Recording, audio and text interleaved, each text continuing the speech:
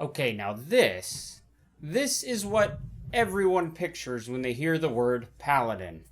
Today we're talking about the Oath of Devotion.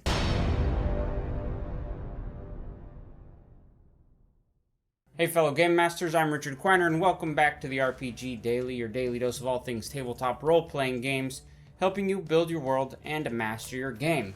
You may have noticed in the header bar of the channel there's been a slight change where I'm now going to be putting out videos on Tuesdays, Thursdays, and Saturdays, and then new Instagram content on Mondays, Wednesdays, and Fridays. That way I can make a little better content but still keep up with the daily RPG information. Anyways, today we're talking about the Paladin Oath of Devotion, which, in my opinion, is kind of the quintessential Paladin. They're usually seen as the Cavalier or the White Knight in the shining armor, helping and protecting the weak from the evils of the world. The Oath of Devotion Paladins hold themselves to a very high standard of conduct, that they often also share that high standard with their teammates, whether their teammates want them to or not, which could cause for some tension within the party. But you get the idea. These are the ones that are always striving for justice and good and trying to conquer evil in everything they do. The deities of these kinds of paladins are generally the lawful good ones that have domains over things as life and light and the like. Talking about tenets of these oaths, tenets are basic beliefs that each oath follows. Every oath of the paladin is slightly different, and for the tenets of devotion there are several. Their tenets include honesty, where you should say what you mean and mean what you say. Lying and cheating are not welcome in this oath. Courage. Caution is always wise in certain situations, but you should never let fear guide your actions. Compassion, where you should help the weak, show mercy to your enemies, but also use your judgment to know when it is wise to show that mercy and when it is wise to pass judgment on those enemies. Honor. You want to do good and cause as little harm as possible, all while being a good example for others. You're a role model. And last is duty. Duty. Where you take responsibility for all your actions. You're taking care of those who are beneath you, and you're obeying those who are above you in this chain of command that you're in. Moving on to level 3, when you choose the Oath of Devotion, you get oath spells. These work similar to cleric spells. You have them always prepared. They don't count against your total number of prepared spells, and they count as paladin spells even if they aren't normally on the paladin list. At level 3, you get protection from evil and good, and sanctuary.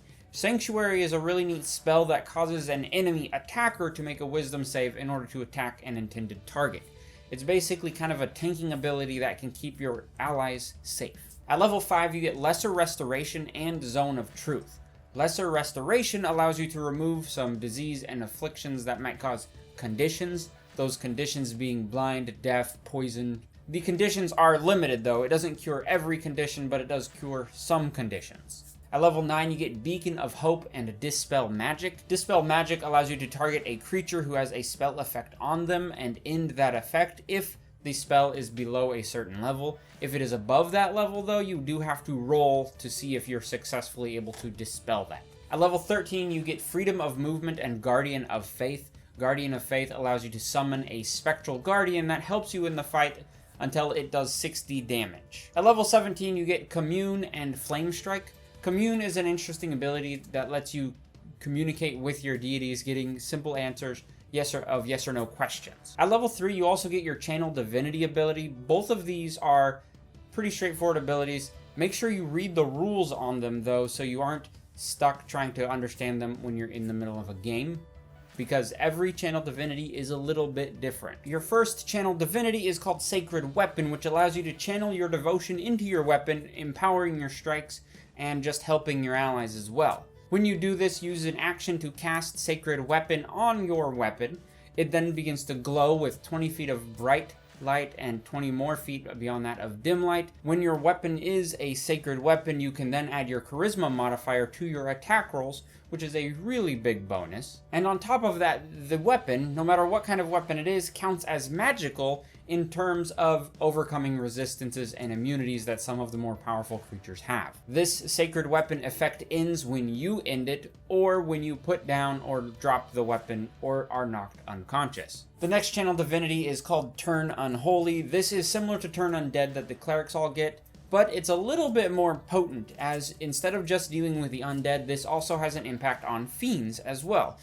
You do this by presenting your holy symbol to your enemies and speaking the command word. They all have to then make a wisdom saving throw or they are turned. The turned creatures must then make every attempt to get away from you. They cannot use reactions, but on their turns they can use their actions as a dash action. This turn effect lasts for 1 minute or until they take damage. So if you cast this and then your party just hits everybody, it kind of wastes the turn, I guess. If the turned creatures for some reason cannot move, like they might be stuck in a corner and the only way around is to move towards you, they can actually use their action to dodge instead of dash. At level 7, you get the Aura of Devotion added to your aura list. This one helps your allies by letting them be more difficult to charm.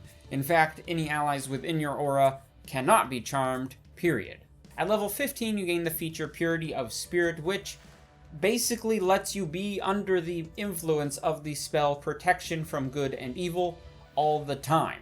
It's just a constant protection from good and evil. This effect mainly helps you when you're dealing with creatures who are aberrations, celestials, elementals, fiends, fae, or undead. When any of those creatures try to attack you, they will be rolling with disadvantage. You cannot be charmed, frightened, or possessed by those creatures.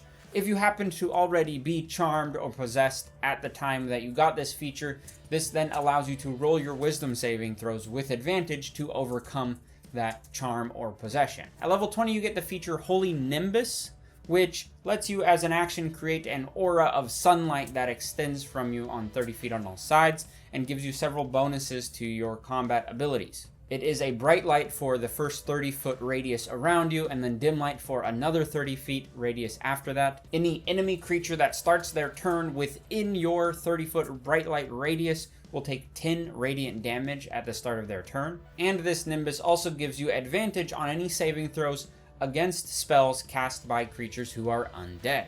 You can use this Nimbus once per long rest. That's the Oath of Devotion in a nutshell. I actually kind of like this class. I can see it being very much the goody two-shoes paladin type of character. I think this could have a lot of interesting roleplay conflict between the lawful good paladin Oath of Devotion and perhaps the chaotic neutral rogue. That's very much a cliche conflict that could happen, but I think that inter-party conflict makes for interesting storytelling. And like I mentioned before, these paladins hold themselves and their party members to a higher standard that their party members might not be wanting to hold themselves to, which can create some interesting back and forth in that scenario. I think with the protection from evil and good and the dealing with undead and fiends and fae and this kind of thing, it would work really well in any of the campaigns where that is a major part of the campaign.